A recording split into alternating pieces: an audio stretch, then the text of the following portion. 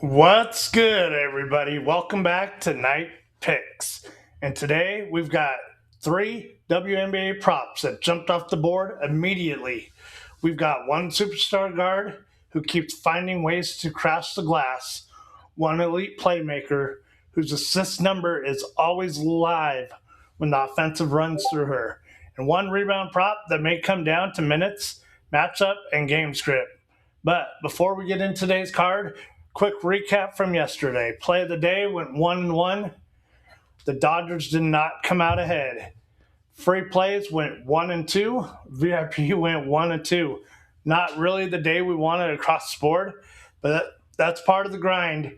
We don't chase, we don't panic, and we don't force bad numbers. We reset, we reattack the board with the clear process. And today, I've got three spots I want to break down for you.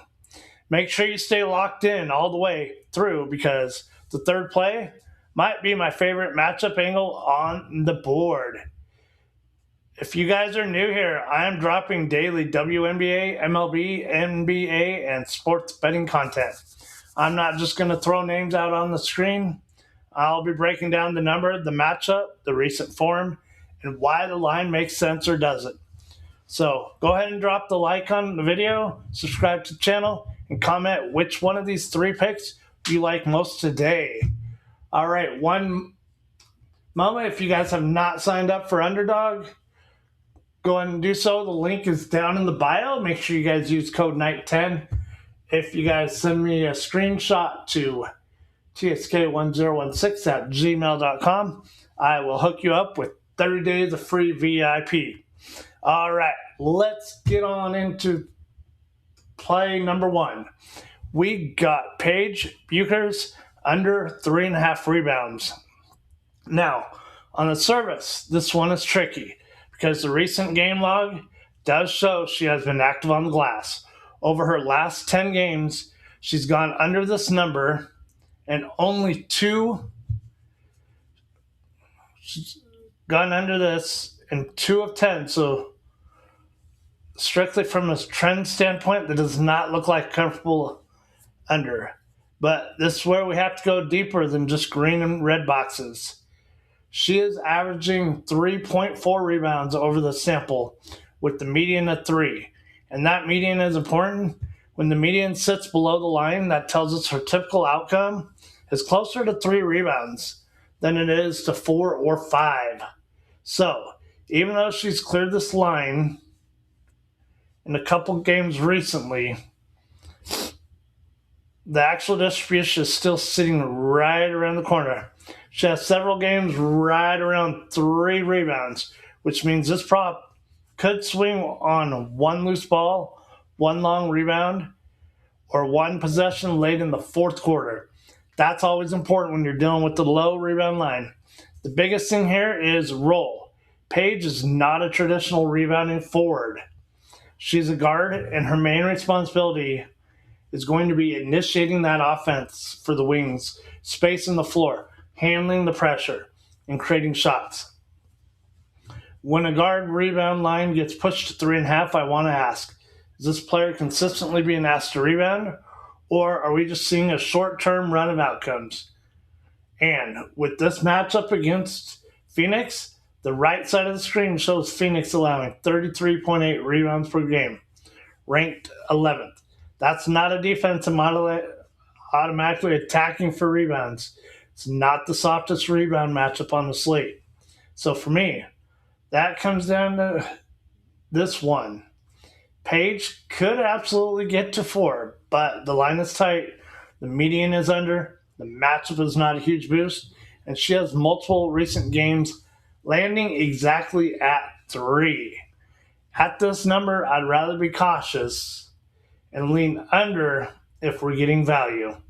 This is not a play I like to chase if the number drops. At 3.5, the under has a path. All right, play number 2, Caitlin Clark over 7.5 assists. This one is all about usage, role, and how much of Indiana's offense runs through her hands. Over the last 10 games, Caitlin Clark has cleared this number in 6 of 10. And she's averaging 7.9 assists with the median of 8.5. That median is exactly what I want to see on and over. It means her typical outcome is not 6 or 7. It's actually sitting above the line. When a player's median is above the prop number, that tells us the line may still be a little short if the role stays consistent. Looking at the game log, she's had several strong assist games. If you look at it, 9, 10, 10, 9, 8, and 9. That shows a real ceiling, not just barely scraping over. She does have a few misses at 7, 6, 6, and 5. So there is still some volatility. But that's normal with assist props because you need teammates to finish those shots to get accounted for an assist. The difference with Clark is that the ball is in her hands enough for the chances to keep coming. She's the engine of the offense when Indiana gets into half-court sets, transition chances, pick and roll action, the kickouts, and drive and dish opportunities. Clark is involved in almost everything. That type of role gives us volume. Now, the matchup is against Chicago. Chicago is allowing 18.8 assists per game, which is ranked number 4 in the WNBA, which is marked as unfavorable. That means this is not a pure mashup smash. But here's why I still like the over angle. Clark does not need Chicago to be a bad assist defense to get there. She needs Indiana to make shots at a normal rate, and she needs her minutes and usage to stay intact. With a player like Clark, the matchup's going to matter, but rule's going to matter the most with her. If she's playing heavy minutes and controlling this offense, she can still get to 8 assists, even in a tougher defensive matchup. The key number here is 7.5. We don't need 10 or 11. We need 8. And based on her recent median of 8.5, plus how often she creates high-quality looks, this is still a number I'm willing to target. So the second play is Caitlin Clark over 7.5 assists. All right, guys, before we get into the third pick, I want to hear from you guys in the comments. Which prop do you like better today? Caitlin Clark over on her assists or Paige Bucher's rebound under? Drop either the word Clark or Paige in the comments. And if this video gets 10 likes, I will drop a bonus play in tomorrow's video. I want to see who's really locked in with the WNBA card. Now, let's get to the third play because this one has a really interesting matchup angle.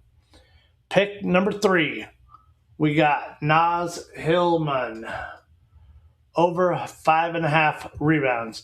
Now this one is not as simple as just looking at the last 10 record. Because over her last 10, she's only gone over this number in 5 of 10. That's right, at 50%. So if you only look at hit rate, it might not jump out. But when you break down the recent form, this play gets more interesting. Naz is averaging 5.4 rebounds with a median of 5. So yes, the full 10-game sample is slightly below the number. But look at her recent stretch. You can see here she has 8, 7, 7, 6, and 6 in her most recent games.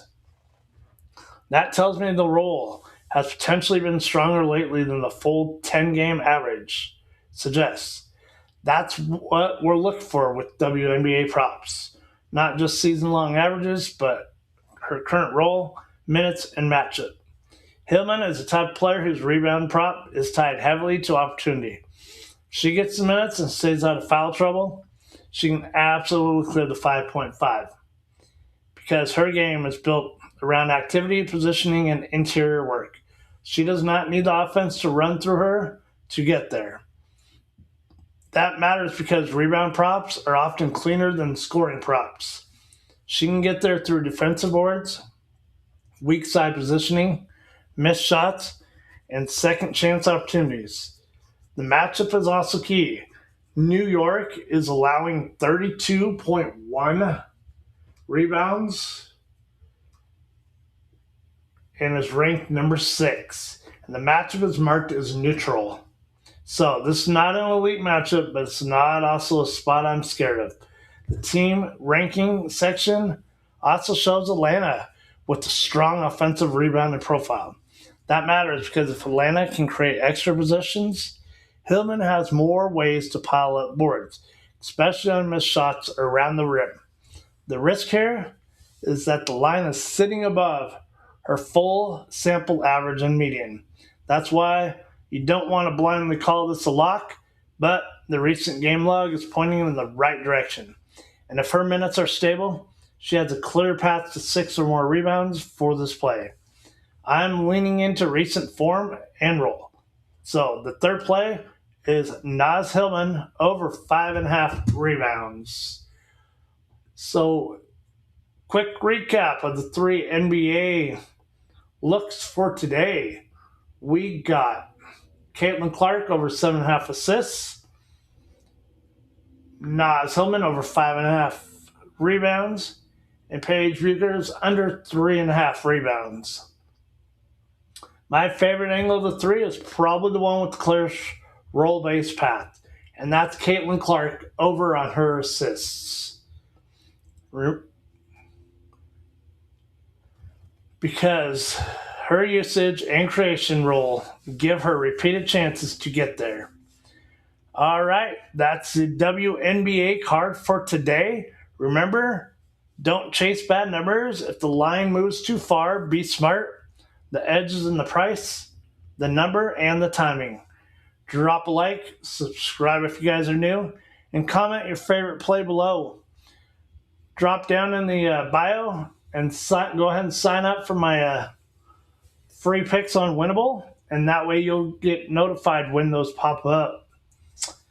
All right, and if you get 10 likes on this video, I'm going to add a bonus play in tomorrow's video. Appreciate y'all rocking with me. This is Night Picks, and I'll catch you in the next one. Thank you, guys.